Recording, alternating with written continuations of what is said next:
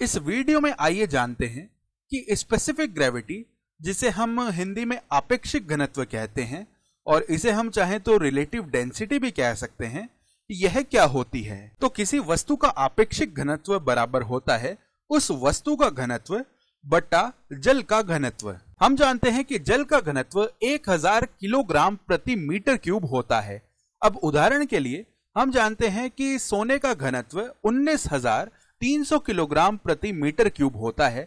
तो सोने के लिए जो आपेक्षिक घनत्व है वह 19.3 आएगा। इसी तरह केचप का घनत्व 1400 किलोग्राम प्रति मीटर क्यूब होता है, तो हम कहेंगे कि केचप के लिए जो आपेक्षिक घनत्व है वह 1.4 आएगा। ध्यान दीजिए, आपेक्षिक घनत्व की कोई इकाई नहीं होती है, क्योंकि यह एक घनत्व और दूसरे घनत्व का अनुपात ही है, तो यहाँ पर ये इकाइयां आपस में निरस्त हो जाती हैं। अब जरा सोचिए कि हमने यहाँ पर इस स्पेसिफिक ग्रेविटी यानी आपेक्षिक घनत्व को परिभाषित ही क्यों किया।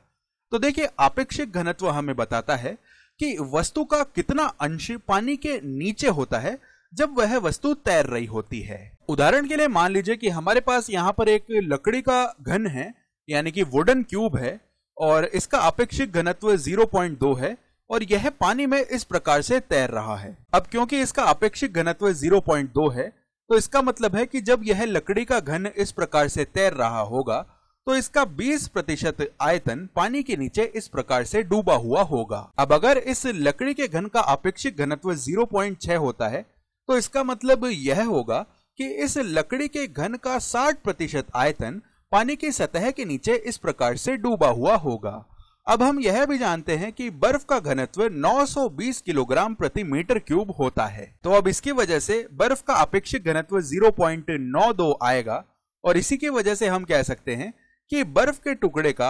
92% आयतन इस प्रकार से जल की सतह के नीचे डूब जाएगा। अब जरा सोचिए कि क्या होगा अगर हम ऐसे घन का उपयोग करते हैं जिसका घनत्व 2700 किलोग्राम प्रति मीटर क्यूब है, तो ऐसी स्थिति में इसके लिए आपेक्षिक घनत्व 2.7 आएगा। तो इसका मतलब है कि इस घन का 270% आयतन पानी की सतह के नीचे डूब जाने वाला है। लेकिन हम जानते हैं कि कोई भी वस्तु पानी में 100% से ज्यादा नहीं डूब सकती है,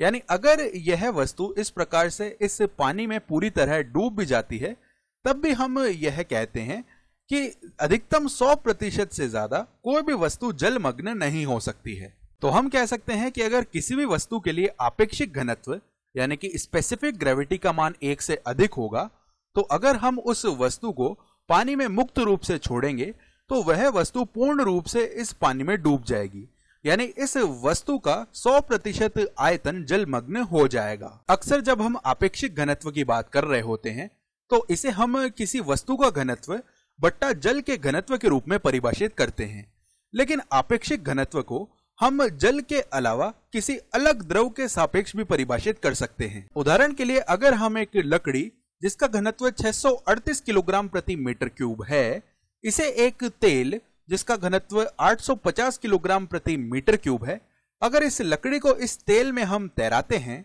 तो इस स्थिति में भी हम पता लगा सकते हैं कि लकड़ी का कितना प्रतिशत इस तेल की सतह के नीचे डूब जाता है। बस हमें आपेक्षिक घनत्व के सूत्र में जल का घनत्व लिखने की बजाय तेल का घनत्व लिखना पड़ेगा। तो अगर हम ऐसा करते हैं तो हमें यह पता चलेगा कि यह लकड़ी भी इस तेल में तैरती है और इस लकड़ी का 75% आयतन इस तेल की सतह के नीचे डूबा हुआ होता है।